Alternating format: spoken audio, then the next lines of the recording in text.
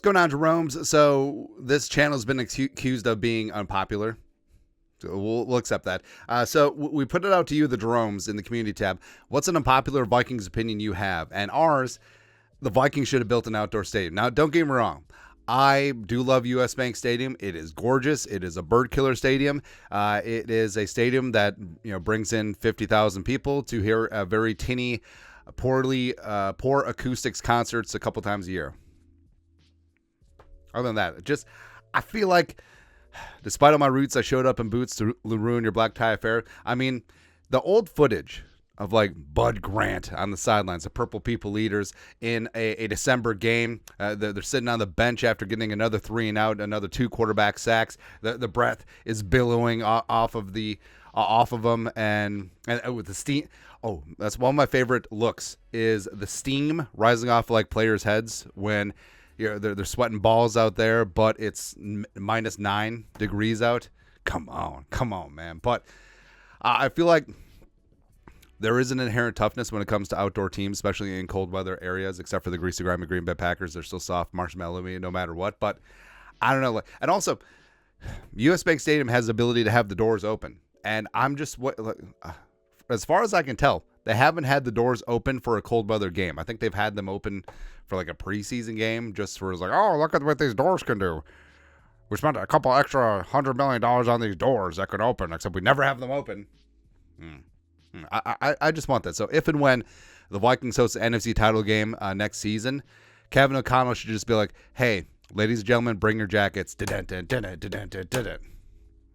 man. I don't know. But so unpopular. Oh, also, so we get this comment a lot. It's like, oh, your channel should be larger. Oh, blah, blah, blah, blah, blah, blah, blah. Well, here's the whole thing. I mean, we could try to grow the channel, and we could just really drill down on things that are trending. And also, yes, we do know that negativity does sell the day. But I feel like that would just be a cop-out. And I do love the Jerome community that we built up, and I feel like once channels get too big anyway, like all the viewers just turn into a number. I don't want that. I love seeing OG Jeromes who've been here since like way back in the day and recognize the names, recognize the profile pictures. It's fantastic. So I don't know, like it's a double-edged sword. Yeah, it'd be nice to grow on one hand, but on the other hand, I kind of like where we're at.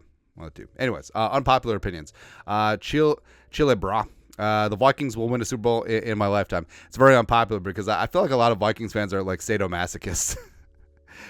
we cheer for this team because they know they'll make us miserable, and then it gives us the righteous indignation to be upset. Something like that. I also believe, too, because I plan on living 1,000 years. Trap shooter. The Vikings and Kwesi have been absolutely cooking this offseason. Really like where we're heading. And I feel like in offseason 3, people see the vision. And yeah, people are always going to rag on Kwesi because of the 2022 draft. I was like, oh, do you know that Kyle Hamilton was in that class? But the Vikings, they got younger on defense. They built up potentially the best linebacking core in the league. I respect the free agents at the right price. I respect that he looked at Kwesi. Kwesi looked at Kurt and Daniil and like, hey, we want you back, but not at that price. So we wish you best of luck. And now they are in position to find the quarterback of the future. And if they do that, like that's a complete transformation from where this team was when Kwesi and Kevin O'Connell took over. Next. Mexican Viking. I've actually really liked Kevin Kwesi so far, much more than a coach of GMs we've had in the past last couple decades. So, I mean, Rick Spielman, and Zim did have a decent working relationship for a while. It certainly got frayed towards the end. Reports that they weren't even talking. And also, hey, remember when Spielman brought back Kyle Sluter at the end of the season just to piss off Zim? 100% that's what it was for.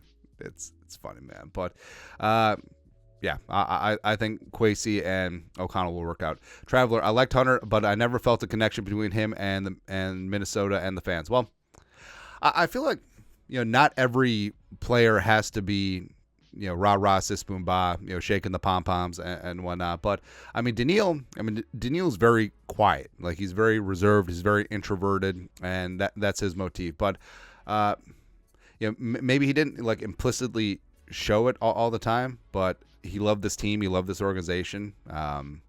if you follow him on social media, like he and a bunch of his former teammates, like Kendricks, Barr, Afadi, Eric Wilson, like they all travel together internationally in the off season. So it's, yeah, obviously it built up some great friendships and connections here. But I don't know, like I can see that angle, but I don't feel the same way, right? It's like Harrison Smith, right? So you would never confuse Harrison Smith with being like the rah guy, but you could tell that it means a lot for him to be here. Stephen Cass, Zimmer was always right about Cousins. All right, dollars for donuts. I feel like Zimmer didn't want Kurt in 2018. I think Zimmer. I mean, well, Zimmer's guy was always Teddy, but Teddy and the knee coming back. I mean, that would have been a tough sell. I understand it, but I feel like Zimmer always kept Cousins at arm's length. And I remember like the last year of Zimmer and Cousins, like, hey, we're watching film together. It's like, why didn't you start doing that 4 years ago, bro? What if brigade? The couple years at TCF were great. So got a lot of friends and family that were season ticket holders when they were at TCF, and yeah, they said it was great. Like outdoors, cold weather games. It's a throwback to the Met and all that stuff. And I feel like US Bank Stadium is the number one stadium in the league, except it just feels very corporate. You know what I mean? Incognito Mosquito. Outdoor stadium equals 4 Super Bowl appearances. Indoor stadium 0 appearances. Fair. Zach Ballas. The Vikings should sit out this season in protest of blatant fixing games against them. Yeah, but then what would we watch? Like, I feel like if you told me today that NFL games are fixed and they proved it, like NBA Tim Donaghy and stuff, I would still watch. I'd just be like, all right. It's just predetermined. It's like pro wrestling. Light hit pass. Why wasn't number 28 or retired again? I don't know. Like, I feel like they won't retire 28. Like, if they didn't retire 84 or 22 at this point, I don't know if they'll retire 28. I'm going to nail this one.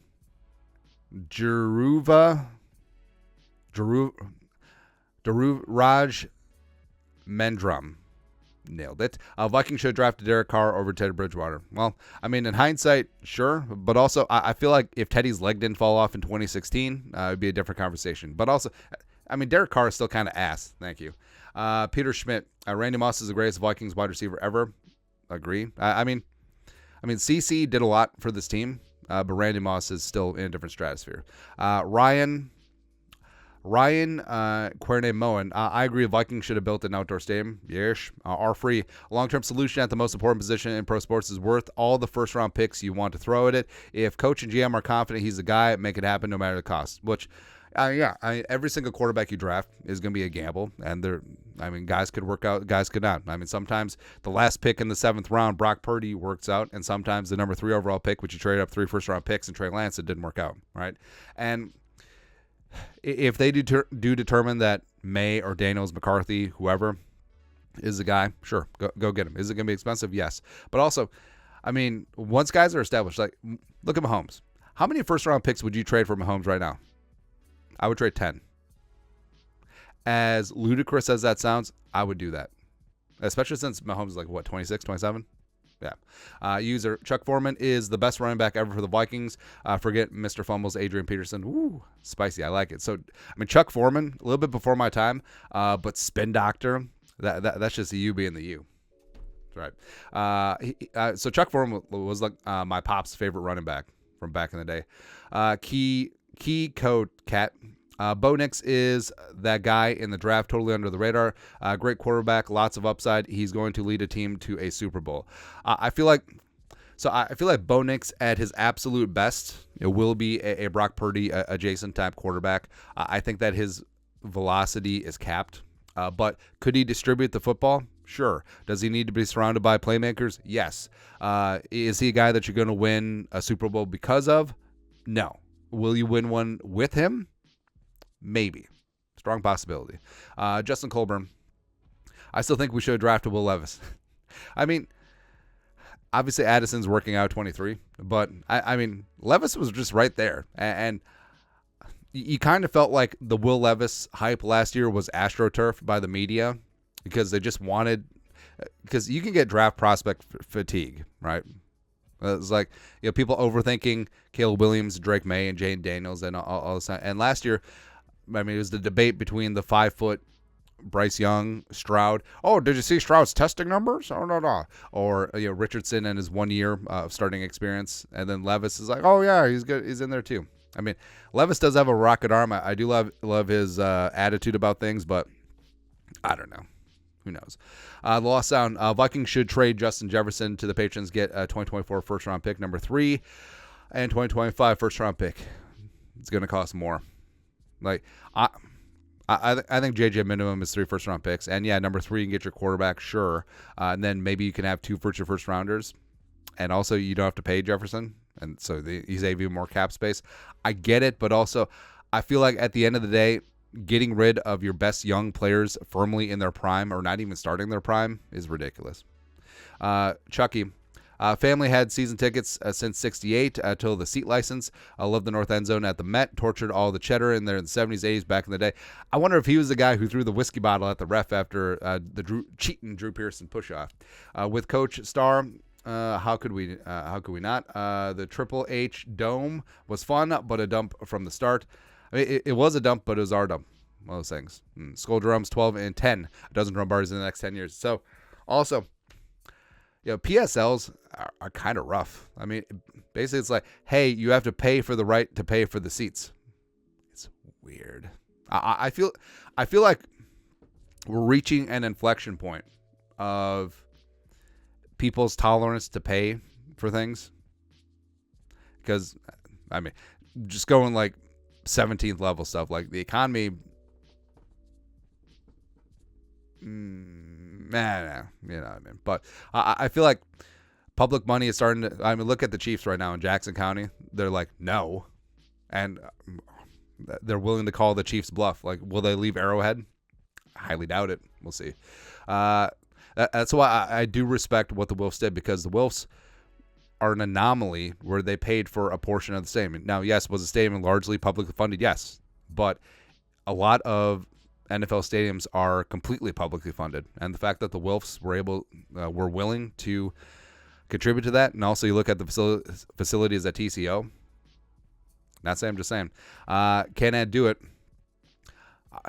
Another popular opinion. I think the Wolves are among the best owners in the National Football League. Now, could you say that they're perfectly fine just fielding a competitive team every year and maybe they don't want to win a Super Bowl? Sure. But, I mean, some owners are just clearly in it for the paycheck, right? You're thinking the ones you're thinking of exactly the ones right now. Or they're there for their own ego, like Jerry Jones. I need to announce the Tony Casillas one. Can I do it? Vikes got fleeced by Hockenson. I think if you didn't have the injury, I don't think you would say that. I mean, yeah, Hockenson had a couple bad drops at the beginning of the season, but Hockenson was on pace for a 100-catch, 1,000-yard season, and that's phenomenal for a tight end. He's top 3, and he's not 3. Walter Hibbard. I really do think Kevin O'Connell is the man for the job. Young offensive guru from the McVay tree, a motivator in the locker room. I have faith he's the coach. He'll bring home the first Jerome Barty. A typo. Yeah, I mean, we did give Kevin O'Connell poop last year when it seemed like the team was really listless at the 1-4, 0-3, 1-4 start, and also the fact that they gave away very close games at the end. Now, you could say, like, well, injuries and stuff, but that doesn't really excuse the Broncos game. That doesn't really excuse the Bears game. That doesn't really excuse the Raiders game. You got 3 points and you still went, or the end of the Bengals game, certainly. Yeah. Blue Ticks. Denny Green lost the 98 NFC Championship game. If he wouldn't have puckered up once they got a nice lead and stopped letting the offense cook, we would have won it handily. No disrespect to Coach Green. He's always in the playoffs with a chance for a ring. I just think he played too safe at the second half of the game. Yes. And also at the end of the game when he had Cunningham take a knee, when he had multiple timeouts, he had 45 seconds left. I mean, Denny is weird. Denny generally played to win, but that game he played not to lose, and then he lost. Right, the game should not have come down to one Gary Anderson kick. Bill Stocker, they're going to trade for that mini quarterback in Arizona. Now, I mean, we don't even get Call of Duty up here. Poke Dang Deals, or poke dang deals. The Vikings should have matched the Falcons' offer on Kirk Cousins. Nah. I mean, 2.5 years of guarantees, $100 million total. Nah. RV Bonix over Penix. I feel like with the medicals, I mean, that does make it relatively close, but I think just with absolute upside, Penix still has Bonix, and that doesn't mean that Bonix is going to be bad per se, especially if he ends up in the right spot. Skull Shred. JJ is the best wide receiver in the league, but no wide receiver is worth the hit on the cap it's going to take to extend him. All right, so you just want to artificially like limit the market of one position. I mean, the market is the market is the market, right? And you could say, well, all right, so JJ, is he worth $36 million a year? But in terms of the going rate, in terms of the absolute cap percentage, that's going to be a lower number than when Tyreek signed his $30 million deal with the Dolphins. All right, so it's just the cost of doing business. And you can say that about JJ, or you're going to say that about CeeDee Lamb, you're going to say that about Jamar Chase. It's just the cost at this point. Also, we are less than a decade away from there being a $100 million player. It's going to happen. And it's not going to be Arch Manning. I actually wonder if Arch Manning is going to even be a starter in the NFL. He can't even be a starter in his own college team. Trading Jefferson could be a win down the line. I love getting both Arizona first rounders for him and sub to splash. Get Marvin Harrison Jr. Then get trade for a quarterback or get Murphy at 11 or take Penix and defense tackle later. Which I don't know, man. So trading JJ for 4 and 27 and maybe some change. Well, if you're at 4, like you get the quarterback. Like I understand the allure of Marvin Harrison Jr. Get the quarterback. Maybe get a Dunze at 11, or maybe get BTJ or Adonai Mitchell or Ladd McConkey at 23. Trying to soften that blow of losing JJ. Yeah. Tex Soldier. Bring back AP for RB3.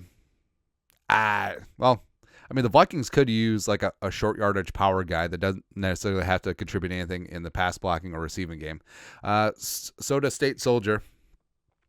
They may have been cursed by indigenous Native Americans. I mean, it's possible.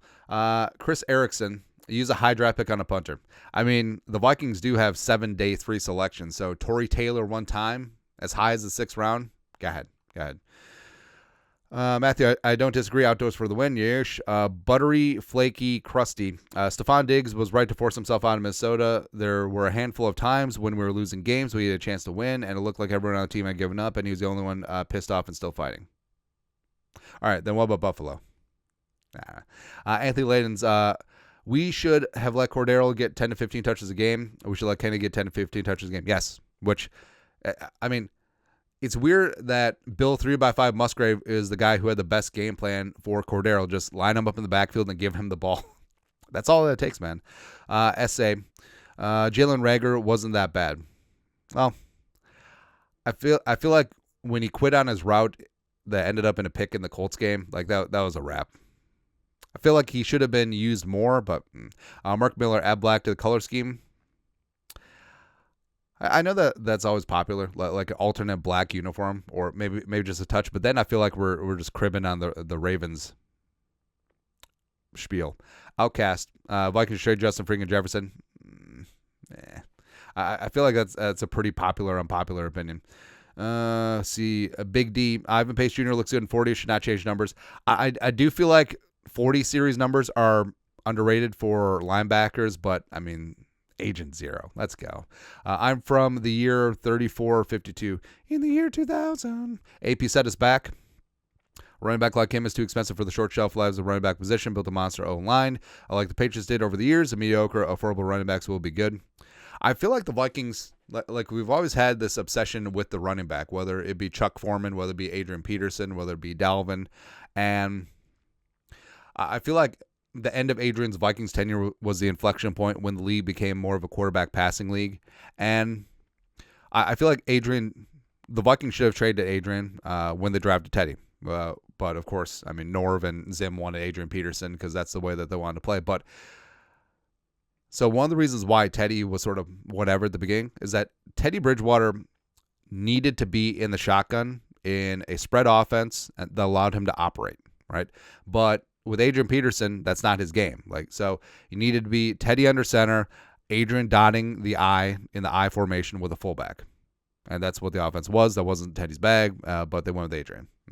Some have been smoking. Vikings should have paid KJ.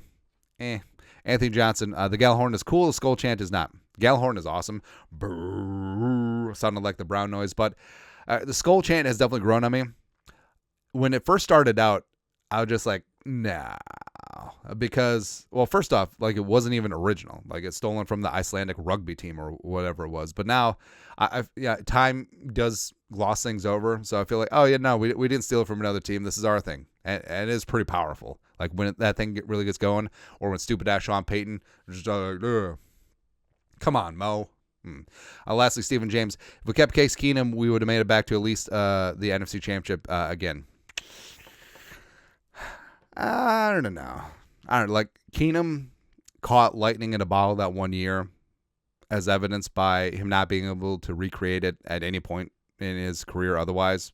But I don't know. I feel like you either die a hero or live long enough to see yourself become the villain, because we will always remember that Case Keenum season and also the Minneapolis Miracle. But I feel like if he would have hung around and gotten, his $20 million a year from the Vikings, just like no. Yeah. It was Man United just scored. Whatever. Anyways, Skull, production value.